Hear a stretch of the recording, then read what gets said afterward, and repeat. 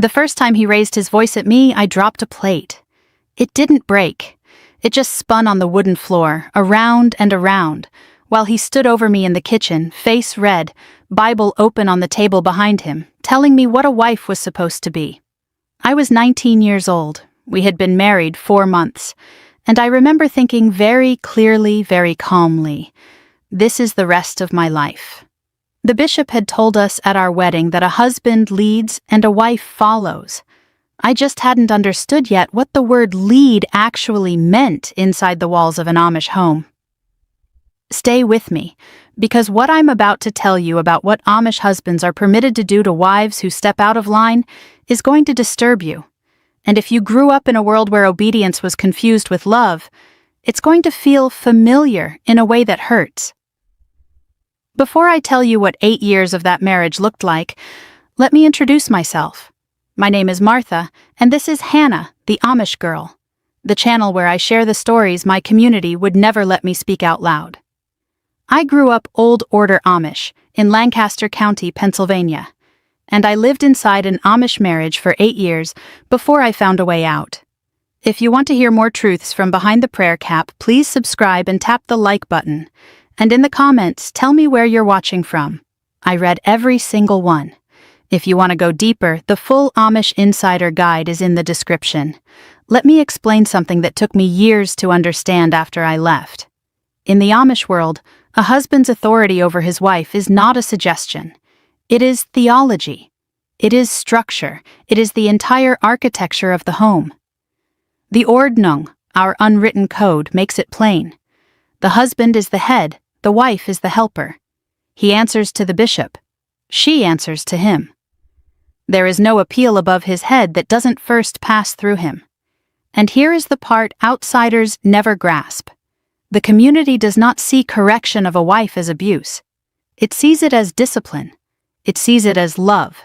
It sees it as a husband doing his sacred duty before God to keep his household in order.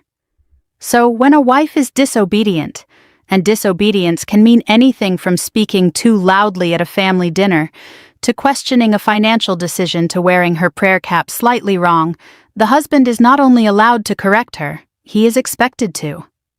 I married Jonas in late November. I was 18. He was 24. Our courtship had been short, less than a year, and I thought I knew him. He was quiet at singings, polite to my father, hardworking on his family's dairy farm. The first months of our marriage were tender in their own awkward way. We were learning each other, but somewhere around month 4, something shifted. I had bought a different brand of flour at the store. Not a fancy brand, just a different one, a few cents cheaper. When I told him at supper, he set his fork down very slowly. He said, "I decide what comes into this house, not you." He didn't yell, he didn't have to. The look on his face was enough to make me apologize before I even understood what I was apologizing for. That was the first lesson. The corrections were not always loud. They were almost never loud at the beginning. They were quiet, certain, immovable. A wife who argued was prideful. A wife who explained herself was rebellious. A wife who cried was manipulative. There was no shape my feelings could take that wasn't already labeled as sin. By the second year, the rules had multiplied. I could not visit my own mother without telling him first. I could not write a letter without him reading it. I could not handle the money from the eggs I sold at the roadside stand. That money went into his hand, and he decided what came back to me. If you want to go deeper, the full Amish Insider Guide is in the description. Now let me tell you what correction actually looks like inside an Amish home, because the word covers a wide territory, and outsiders rarely see any of it. The first level is verbal. The husband speaks scripture at his wife. He chooses verses about submission, about silence, about the woman being deceived in the garden. He reads them out loud at the kitchen table while she stands. He does not raise his voice. He does not need to. The Bible is the whip. The second level is withdrawal. He stops speaking to her for days, sometimes weeks. He eats the food she cooks without looking at her. He sleeps with his back turned. He acts as though she is not in the room. In a community where a woman's entire identity is tied to her household, Being unseen by your own husband is a slow kind of starvation. The third level is restriction. He decides she may not attend the next Sunday service. He decides she may not go to her sister's quilting bee. He decides her buggy stays in the barn. She becomes a prisoner inside a house she scrubbed clean with her own hands. The fourth level, and this is where outsiders gasp, is physical. It does not happen in every home. I want to be honest about that, but it happens in enough homes that every Amish woman I have ever known has either lived it or knows the woman next door who has. In my home, it started in year 3. I had bought fabric for a new dress without asking. The fabric was plain blue, the same shade I always wore, but I had not asked. He grabbed my wrist hard enough to leave a mark. He said, "You do not buy without my word." The mark faded in 4 days. I told no one. The next time it was my upper arm. The time after that, he shoved me into the kitchen counter. I bruised my hip so deep it was still yellow 2 weeks later. And in between, there were the long stretches of nothing, where he was kind, where he held my hand at night, where he asked God's blessing over our supper, and I would think to myself, maybe it is over. Maybe he has changed. Maybe I have learned. That is the part nobody tells you about. The kindness in between is what makes you stay. I want you to understand something about my community now, because this part matters more than the bruises. When a wife is being corrected harshly, the community does not intervene. Not because they don't notice, they notice everything. The Amish world is small, walls are thin, neighbors see, sisters see, mothers see. But intervention would mean stepping between a husband and his God-given authority. And no woman, especially no woman, would dare. My mother saw the mark on my wrist the first summer. She looked at it. She looked at me. And she said, "Jonas works hard. You must be patient with him." And she changed the subject to the green beans we were canning. That was the closest anyone ever came to acknowledging it. If you want to go deeper, the full Amish Insider Guide is in the description. There is a process in the Amish world for a wife who cannot bear what is happening in her home. It is not divorce. Divorce does not exist for us. It is going to the bishop. I went once. I was 24. I had a bruise on my collarbone that I had hidden under my dress for a week. I sat in the bishop's parlor on a hard wooden chair, and I told him in the most careful words I could find that my husband was a hard man. The bishop was not cruel. I want to say that clearly. He was a man who believed what he had been taught, and he had been taught the same things Jonas had been taught. He listened, he nodded, he folded his hands. And then he said, "Martha, a wife's submission is the soil where a husband's gentleness grows.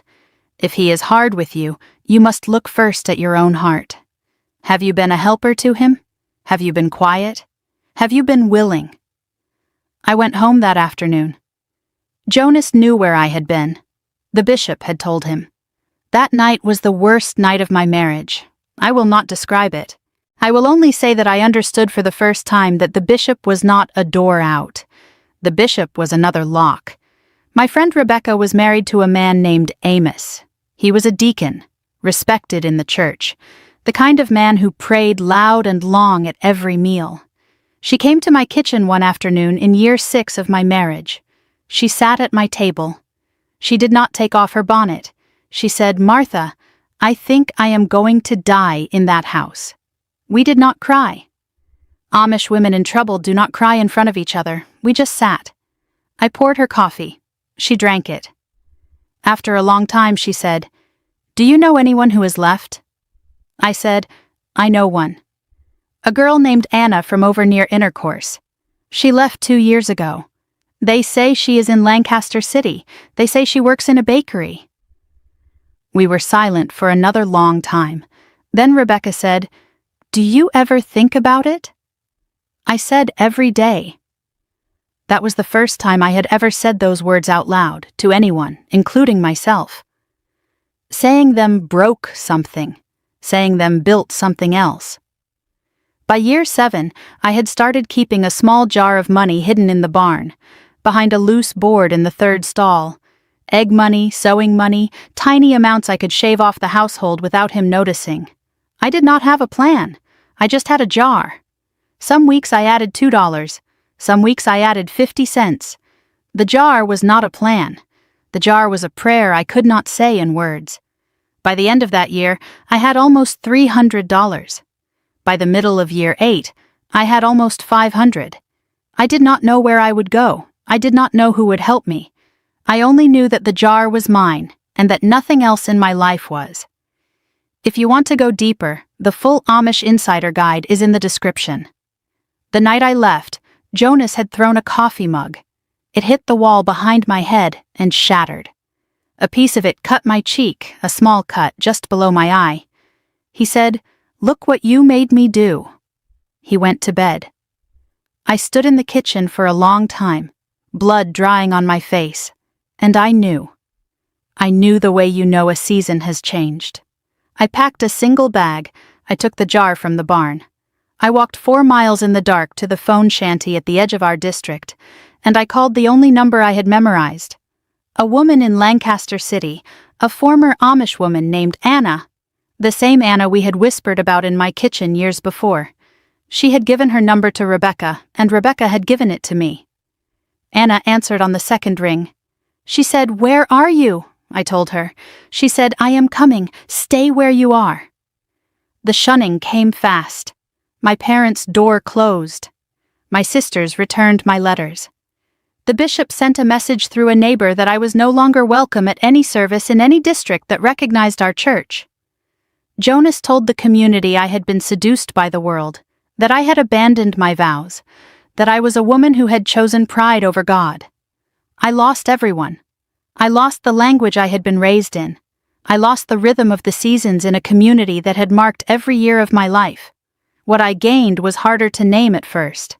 I gained a small room above a bakery in Lancaster City. I gained a job washing dishes for $6 an hour. I gained a therapist who used words I had never heard before: coercion, isolation, trauma bond. I sat in her office and learned that what had happened in my home had a name in the outside world, and that name was not marriage. There is a moment I want to tell you about. About a year after I left, I was walking past a hardware store in town. There was a young woman in the window, English, modern, looking at paint colors. She was choosing, just choosing, a color for a wall in a room in a home that was hers. I stood on the sidewalk and watched her, and I started crying so hard I had to sit down on a bench, because I was 28 years old, and I had never once chosen the color of anything. Not a wall, not a dress, not a life. My therapist said something to me later that week that I have never forgotten. She said, "Martha, control rarely announces itself as control. It almost always arrives wearing the clothing of love." And I think about that sentence every day. Because that is the truth no one in my community could ever say out loud. What was done to me was not done by a monster. It was done by an ordinary man, raised by ordinary parents, in an ordinary church, all of whom believed they were doing something holy. I do not hate the Amish world. I want to say that clearly, because it is the truth. The Amish world gave me a work ethic that has carried me through every hard year since. It gave me a faith that I have rebuilt slowly in my own way. It gave me sisters and a mother whose faces I still see when I close my eyes. But the Amish world also gave me 8 years of a marriage where my body was not my own, my money was not my own, my voice was not my own, and the God who was supposed to love me was used as a key to lock every door. There is no theology that requires a woman to be afraid in her own kitchen. There is no scripture that consecrates her bruises as obedience. There is no faithful husband whose faithfulness depends on his wife's silence. If you grew up in a world where obedience was called love, where fear was called respect, where your smallness was called your virtue, I see you. You were not weak. You were not foolish. You were a woman trying to survive a system designed to make survival look like sin. Tell me in the comments what part of this story stayed with you. Tell me your story if you are ready. If you want to go deeper, the full Amish Insider Guide is in the description. And if you want to keep hearing the truth from behind the prayer cap, Subscribe to Hannah the Amish Girl. There is so much I have not yet said.